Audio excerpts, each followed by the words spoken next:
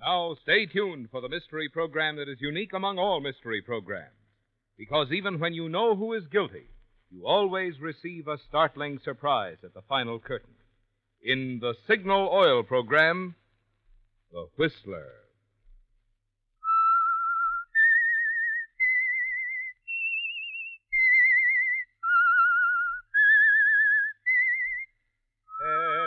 S-I-G-N-A-L. Signal, signal gasoline.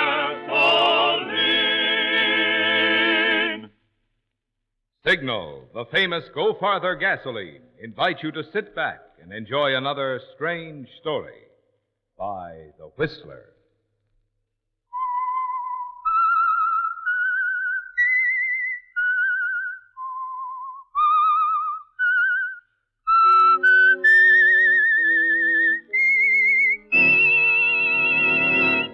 I am the Whistler, and I know many things, for I walk by night. I know many strange tales hidden in the hearts of men and women who have stepped into the shadows. Yes, I know the nameless terrors of which they dare not speak. And now for the Signal Oil Company, The Whistler's strange story. A Matter of Odds.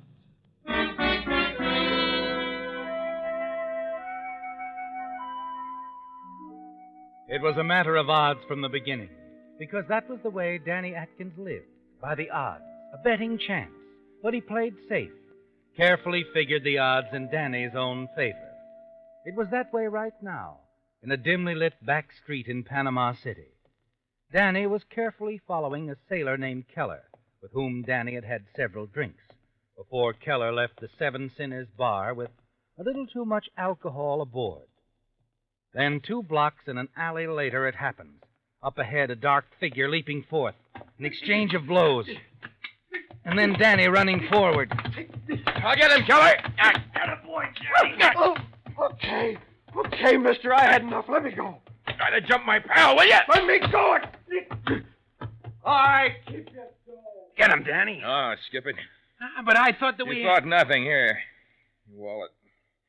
Are you too tight to see? Oh, now look, Danny. Sure. Look, Keller, I suppose you didn't talk too much back there in the Seven Sinners, huh? Well, I suppose you didn't go big shot, flashing that wad.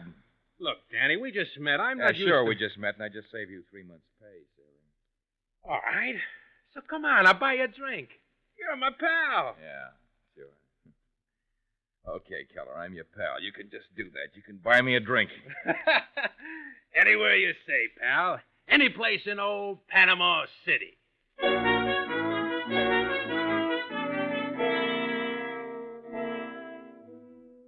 Amusing, isn't it, Danny? The way you picked up with Sailor Keller and the Seven Sinners, became friendly with him. He showed you a picture he had taken in Tokyo, and you even showed him an old snapshot of yourself when you were a high school baseball star. And all the while you were figuring the odds, weighing how much bigger Keller was, how drunk, how much of a protest he'd put up verbally and physically. Someone else jumped in, and now you emerge as a hero instead of a villain. But as you enter another bar, the Blue Moon, you tell yourself that it isn't over. Not yet. The Blue Moon here's as good a place as any. I even know somebody in here. Hiya, Francie. Hey, take it easy, Keller. They'll toss us out of here. Hey, who's your friend, Sailor? Danny boy? He's just Danny boy, sweetheart. Don't you go getting too well acquainted. Don't worry. Wow, ditto. Hey, I'm not so sure I want to sit at the same table with him. Oh, come on. He's my pal. Just save my neck. Okay. Here we are. Sure, my pal. Quite an athlete, too. Show Francie that baseball picture of you, Danny boy. She isn't interested. Go on. Hey, waiter, a round of drinks for my friends here, huh? Joey! Hey, Joey, got a customer for you. Huh? Who's Joey? Ticket vendor. You heard of the National Lottery. A lot of dough gonna be changed hands soon. Oh, sure. Yeah, really. Hello, Francie. Want to buy some tickets? Well, my friend does, Sailor Keller. Oh, Mr. Keller. All right. How many, sir? I'll take a fistful. Joey, a fistful. A fistful? Hey, look, Keller. Relax, Danny. I feel lucky. Give me lots of threes, Joey. Three's lucky for me. Sure, Mr. Keller, sure. How about 3303? Okay. Buy some for the lady, too? Yeah. Oh, gee, That's for thanks. my pal, Danny boy. Oh, no, never mind me. I'm no gambler. I thought you were always figuring the odds, Danny. Didn't we talk about that? Yeah, I said I figured the odds on people, Keller. People, situations. I don't make wild bets. You wouldn't. Okay. It's going to be your loss. Skip him, Joey. But me, give me a fistful of those threes. And waiter, another round for us here for Francie, Joey, and me, and my pal, my old pal, Danny boy. Oh, you're a sport, Oh, sweetie. look, Keller, you're a sucker. The odds are against you, 50,000 to 1. Pay no attention to him, Against honey. me? Okay, Danny boy, so what? So what? So I'll see you in the morning. Over at your hotel. Anything you say, pal. My room's 214. Right now, I'm going to stay anchored for a while. Me and little Francie. That's right, hon. Oh, I was wrong, Keller. 100,000 to 1 odds. And all against you, all the way. Just bitter. Little old Danny boy is just bitter. Night, pal.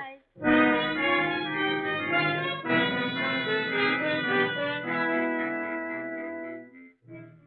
It's infuriating, isn't it, Danny? Watching Sailor Keller spend his money so foolishly. Money you'd hoped for. Money that might have taken you back home to the States. But there's very little you can do about it, is there? And the next morning on your way to Keller's hotel, you look into the bar, wondering if he even made it home last night. And then something hits you. A number marked on the mirror in the back of the bar. Number 3303, Keller's number. The winning ticket in the week's lottery. Your mind spins, already starting to figure the odds in still another direction. In his hotel room, Keller is probably still sleeping off last night. A plus in your favor. Keller has a gun, and that's a definite minus. But you decide you must get that ticket, Danny. You weigh the odds and decide you'll chance it. You walk up the flight of stairs to the second floor, down the hall to 214, Keller's room. When you reach there, you're surprised to find his door half open. You enter cautiously. Sailor. Sleeping like a baby. It's great. Here are the tickets. Let's see. Wait a minute. 3303 is missing. Winning ticket's gone. Francie, she beat me here. That's why that door was open.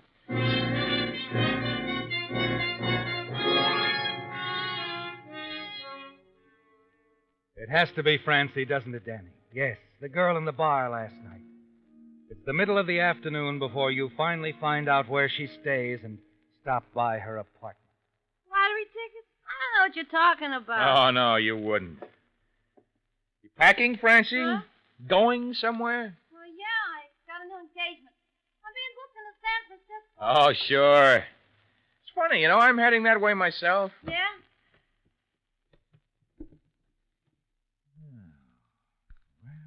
Well, look here, Francie. Right on top of your pretty things. All this money. Yeah, well, all right. So I cashed Keller's ticket. Look, we can split it. I took it from Keller, sold it to my boss for $30,000. So I see. Thanks for cashing it for me, Francie. What? $30,000 will take me quite a distance. Hey, but you... Oh, poor old sailor. He wouldn't believe me about the odds, would he? Never mind the sailor. He'll sleep all day. Well, look, Daddy, don't take it all. Leave me some of that money. After all, I was the... What? Yeah? Who is it? Me, Francie. Sailor Keller. Open up. I want to talk to you. Keller, what do we do? Come on, Francie. If you don't open this door, I'll blast the lock. He's got a gun. Francie, I'm giving you exactly 10 seconds. No more.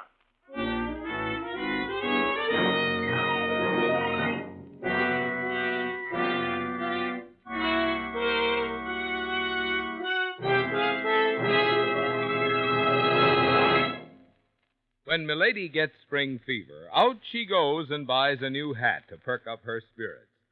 Wouldn't you like to be able to perk up your car's spirits that easily in spring? You can, friend, you can. Simply by treating your car to a tank full of the famous Go Farther gasoline. Signal, that is. Ah, you say you thought mileage is the thing Signal gasoline is famous for. You're so right. But that's only half the story. The other half is what makes Signal deliver such good mileage. Namely, Signal helps your engine run so efficiently you save gasoline.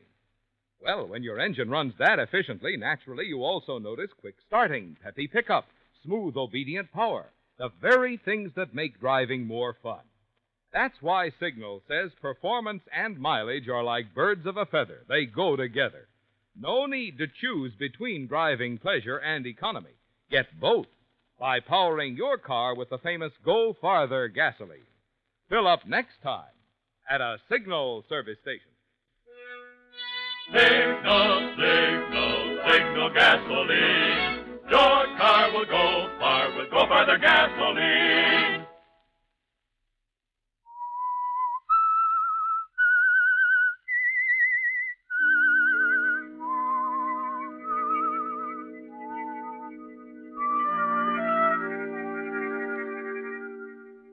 Well, Danny, it was a frightening moment, wasn't it? Trapped in that Panama City hotel room with a furious armed man on the opposite side of the door. The odds were poor then, weren't they? But the window and the fire escape gave you a way out.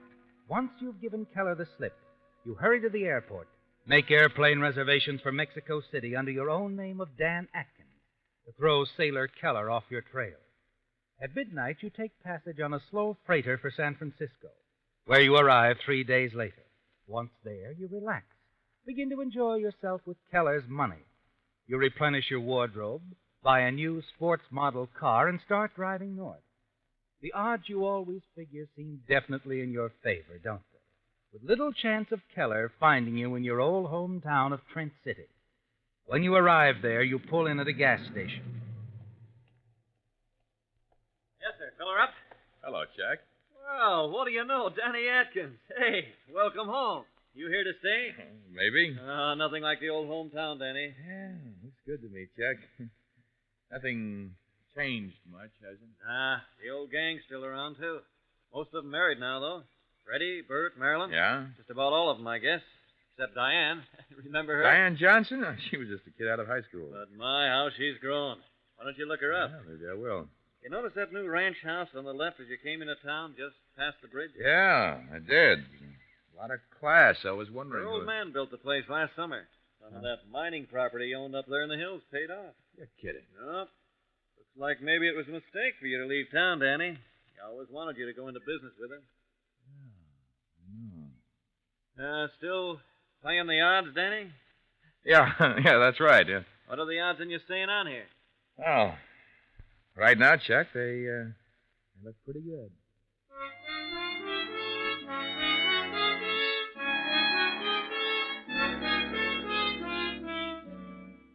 After you leave Chuck, you register at the local hotel, then cruise about town.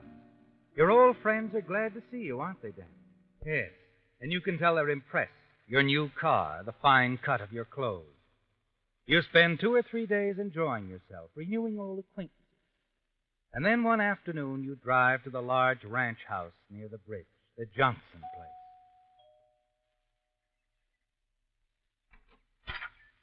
Danny Atkins. How are you, son? Hello, Mr. Johnson. Well, I'm glad to see you. I heard you were in town. Come on in. Thank you. You're looking fine, Danny. Fine. Thank you, sir. From what I've heard from the folks around town, you seem to have done pretty well for yourself. Oh, I've heard the same about you, Mr. Johnson. Oh, I've been lucky, I guess. I've been lucky, too. Oh, I know better than that, Danny. It's more than luck with you. Good common horse sense, that's what it is. You figure things out. Your dad was like that. Oh, Diane. Yes, sir. Come here, honey. I haven't told her you were in town. Wanted to be a surprise. Wait till you see the look on her face. What is it, Daddy? What's happened? Danny. You stare at her, don't you, Danny? Unable to believe what you see. She has changed, hasn't she? Yes, you'd hardly recognize her from the gangling schoolgirl in the blue jeans and plaid shirt you knew years ago. She's really beautiful, isn't she?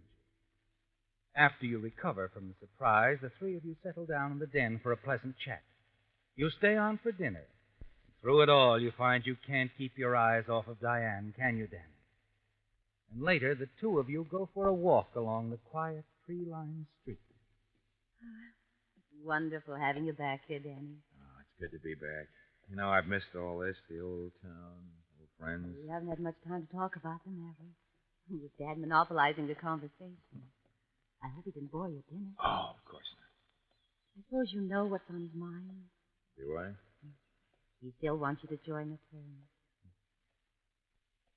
Danny, when he does ask you, think it over carefully before giving your answer. It would mean a lot to him. And to you, Diane? To me, too, Danny.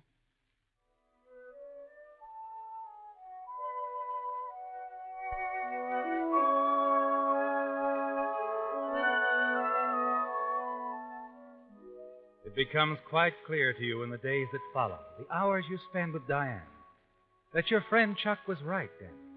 Yes, the schoolgirl crush she had on you hasn't left her, has it? Only it's more than that now. She's very much in love with you, isn't she? And then early one evening, the two of you drive down to San Francisco and have dinner at a fashionable hotel.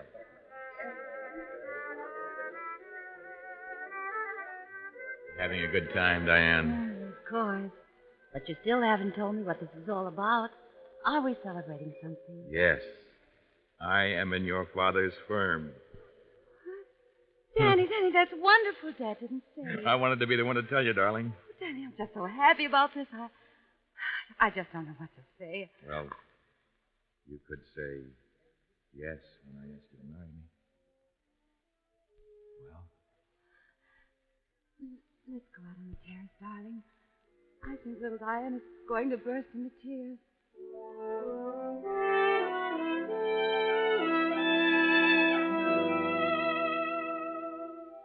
It's all working out just the way you've planned it, isn't it, Danny? And you're looking ahead, aren't you? The day of Mr. Johnson's death, Diane will inherit his interest in the company. And she'll be your wife. You'll control it all.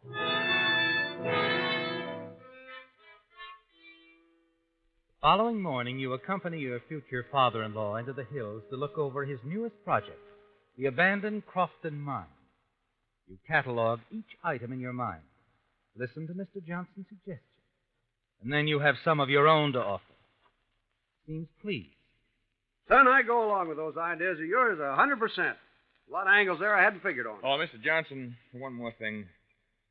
About that double cable running from the mine entrance here across the river to the road on the other side. Yeah, they're pretty worn out and rusty, aren't they? Well, I've already taken care of that, Danny. Going to have the boys put in a couple of new cables. Well, why? Like I said, they're all rusty. They won't hold up. I mean, why use the cables at all? Well, how else are we going to haul the stuff we take out of the mine here to the tracks across the river? We don't have to cross the river, Mr. Johnson. If we build a road from the main entrance to the new highway a few miles down, trucks could drive from the highway here to the mine on this side.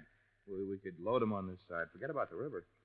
Cost a little money, wouldn't it? Yeah, but be worth it in the long run, considering the time saved. Yeah, maybe it's worth that. Doggone it, Danny, that's what I mean. Something as simple as this staring me right in the face and I don't see it. Takes a little figuring, Mr. Johnson. That's all.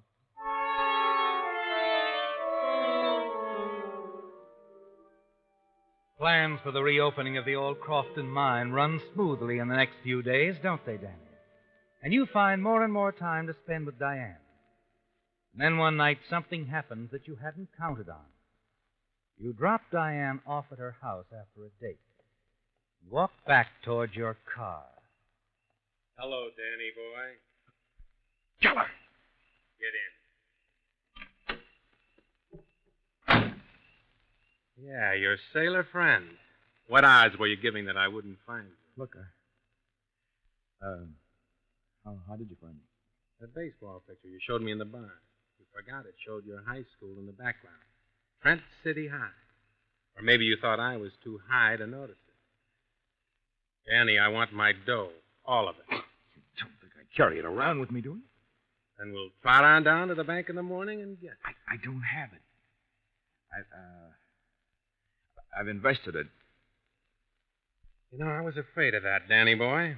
I heard around town that you'd gone into some business deal with a gent named Johnson. Okay, so get it back. Get it back? That's impossible right now.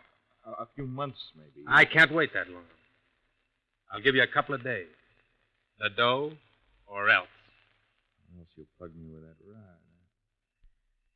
What good is that? Oh, I wouldn't plug you, Danny. Unless I had to. No. Then what? The hometown folks might be surprised to learn how you got that dough. That little chick you've been running around with? Old man Johnson? All your pals? Oh, it's your word against mine. So if you didn't cop the dough, where and how did you get it? They might like to know. Look, feller, you'll get your money. Sure I will. One way or another. But how do I know you won't tell him anyway? You're good at laying odds. Suppose you figure that one out.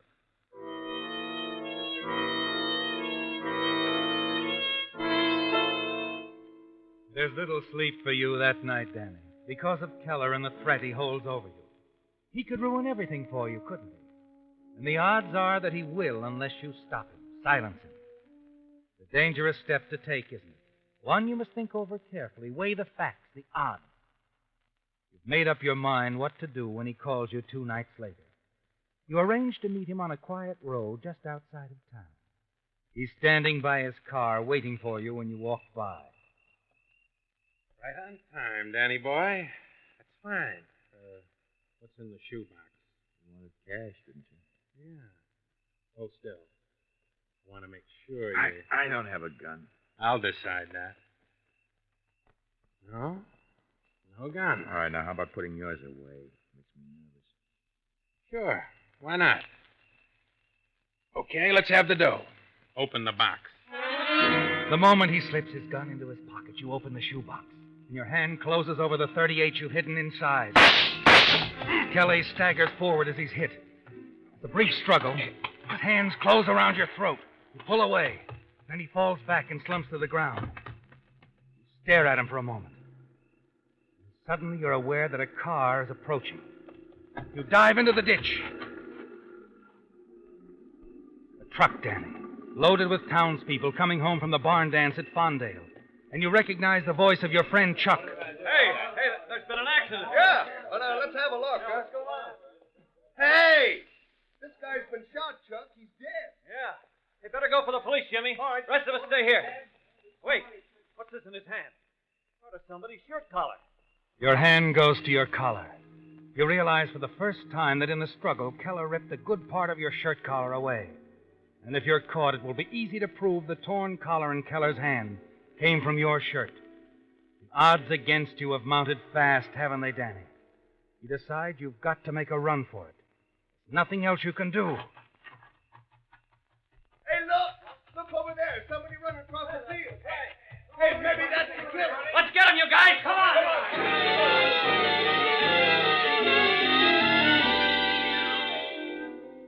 They're not far behind as you approach the foothills, are they, Danny? And then as you reach the river, you know you're trapped. There's no way to get across. But then suddenly you remember. Yes, the mine cable stretching across the river, not far downstream. A few minutes later, you reach them. What are the odds now, Danny? The cables are eaten by rust, and it's a long way across, isn't it? A rushing river below. If you make it to the other side, you'll be safe. If you stay here, the chances are you'll be caught. You weigh the odds carefully, don't you, Danny? It's a matter of timing. And even if the cables do break and you fall into the river, you're a good swimmer. And you're certain you can make the other side. And then... I tell you, I'm sure he came up this way. Well, he isn't here. You get a good look at him? No, it's too dark. He probably headed downstream toward the bridge, the only way across. Yeah. Hey, but wait a minute. I just happened to think of something. What about those cable lines leading across the river? They're around here someplace, aren't they? Well, yeah, sure. But a guy'd be a sap to try it. Hand over hand, more than 50 yards. I guess you're right. He wouldn't try it. Come on. Yeah. Wouldn't I try it, Chuck? Wouldn't I?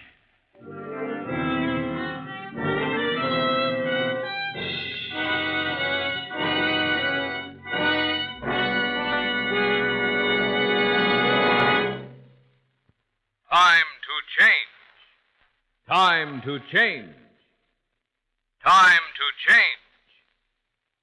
Yes, it's time to change, says that sign outside signal stations. Time to drain tired out old winter motor oil. Time to refill with fresh, clean Signal Premium Motor Oil, the new heavy-duty Signal oil that reduces engine wear 50%. Think what a 50% reduction in engine wear means to your wallet and your car's performance. Engines not only keep that new car pep and power twice as long, they also run twice as far between overhauls, because new Signal Premium Heavy Duty does so much more than just lubricate. In addition, it cools, cleans, cushions, seals, and protects. No wonder so many motorists who want to protect their car are changing this spring to new Signal Premium Heavy Duty Motor Oil. Changing at Signal stations, where you see that sign outside. Time to change. Time to change. Time to change.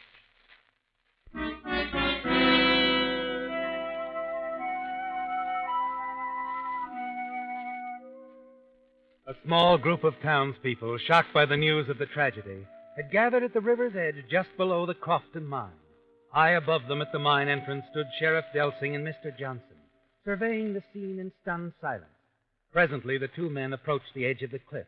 The sheriff pointed toward the opposite shore. Well, that's where Danny fell, right out there in the rocks. I just don't understand this at all, Sheriff.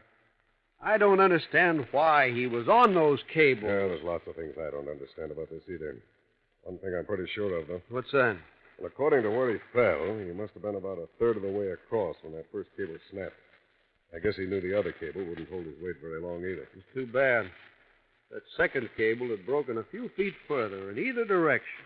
He'd have landed in the river instead of on those rocks. Probably be alive now. Yeah. Yeah, I can just see Danny. Up there in that cable. He's got a quick decision to make. Keep going or turn back. You know how Danny was about decisions. Yeah, the odds. Always thinking about the odds. I guess this time he took just a little too long to figure them out.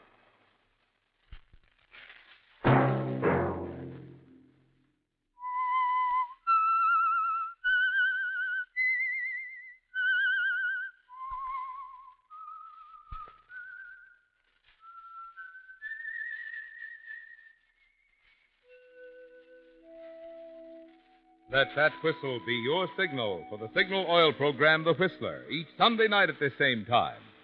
Meantime, Signal Oil Company and the friendly independent dealers who help you go farther with Signal gasoline hope you'll remember. Regardless of what gasoline you use, you'll enjoy more miles of happy driving if you drive at sensible speeds, obey traffic regulations, and avoid taking chances.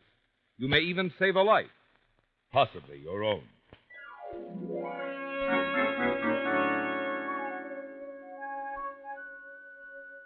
Featured in tonight's story were Bill Foreman as the Whistler, Lamont Johnson, G.G. Pearson, Tom Tully, Bob Bruce, Bill Boucher, and John Shea. The Whistler was produced and directed by George W. Allen, with story by Adrian John Doe, music by Wilbur Hatch, and was transmitted overseas by the Armed Forces Radio Service. The Whistler was entirely fictional. Any similarity of names or resemblance to persons living or dead is purely coincidental. Remember to tune in at the same time next Sunday when the Signal Oil Company will bring you another strange story by The Whistler. Marvin Miller speaking for the Signal Oil Company.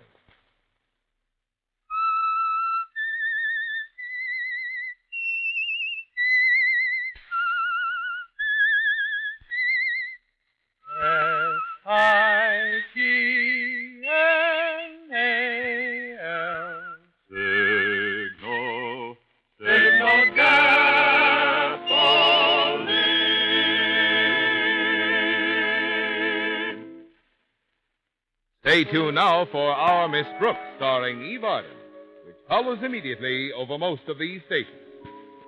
This is the CBS Radio Network.